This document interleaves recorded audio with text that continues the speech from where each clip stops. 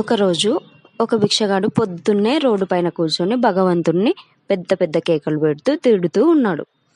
ఆ దారిలో ఆ దేశపు రాజుగారు గుర్రం మీద వెళుతూ ఆ కేకలన్నీ విన్నాడు. భిక్షగాడి దగ్గరికి వెళ్ళి, ఏమైంది నీకు, ఇంత పొద్దున్నే భగవంతుని తిడుతూ ఉన్నావు అన్నాడు. మీకేమిటి, మహారాజులు మిమ్మల్ని మహారాజు కుమారుడిగా పుట్టించాడు భగవంతుడు, మీరేమో చక్కగా మహారాజు అయిపోయారు.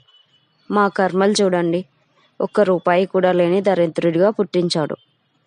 చూడండి దేవుడికి ఎంత పక్షపాతము అన్నాడు. మహారాజు చిరునవ్వు నవ్వాడు. అయితే భగవంతుడు నీకేమి ఇవ్వలేదు, చిల్లి కవ్వ కూడా ఇవ్వలేదు, అంతే కదా అన్నాడు. నిజం చెప్పారు మహారాజా అన్నాడు భిక్షగాడు. సరే అయితే నీకు 10,000 వరహాలు ఇస్తాను, నీ అరచేయి కోసిస్తావా అన్నాడు మహారాజు. భలేవారు, అరచేయి లేకపోతే ఎలా అన్నాడు భిక్షగాడు. సరే, నీ కుడికాలి మోకాలి వరకు కోసుకుంటాను, 1,00,000 వరహాలు ఇస్తాను, ఇస్తావా అన్నాడు రాజు. ఎంత మాట, ఆ గాయం మానడానికి ఎంతకాలం పడుతుందో ఏమిటో, నేను అస్సలు ఇవ్వను అన్నాడు భిక్షగాడు. అన్నిటికీ కాదంటున్నావు, సరే ఆఖరిగా ఇంకొకసారి అడుగుతున్నా, 10,00,000 వరహాలు ఇస్తాను, నేను 4 కోసిస్తావా అన్నాడు రాజు. అమ్మో, మీరు నా జీవితాన్ని అడిగేస్తున్నారు కదా, ఇవేమీ లేకపోతే నేను ఎలా జీవించగలను అన్నాడు భిక్షగాడు. ఓహో, అయితే నువ్వు పేదవాడివి కాదన్నమాట. నీ దగ్గర 10,000 వరహాల కన్నా విలువైన అరచేయి, 1,00,000 వరహాల కన్నా విలువైన కాళ్ళు, 10,00,000 వరహాల కన్నా విలువైన నాలుక ఉన్నాయి. ఇంకా ఎంతో విలువైన శరీరావయవాలు కూడా ఉన్నాయి కదా.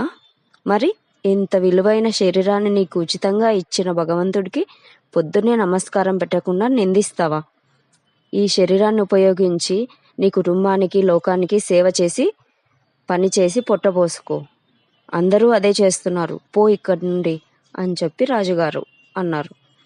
సోమరితనం మనిషిని మరింత నాశనం చేస్తుంది. ఎదుటివారిని చూసి ఏడవటం కాదు, ఆ విధంగా పైకి ఎదగడానికి కష్టపడి పనిచేయాలి. అటువంటి ఆలోచన మనసులో బలంగా ఉండాలి. మంచి ప్రణాళిక సిద్ధం చేసుకోవాలి. అంతే తప్ప కష్టపడడానికి సిగ్గుపడితే జీవితం నాశనం అవుతుంది.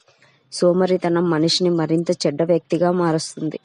జీవితంలో గొప్ప వ్యక్తిగా ఎదగడానికి కృషి చేయాలి. అంతేకాని దేవుణ్ణి నిందిస్తూ జీవితాన్ని గడిపేయకూడదు.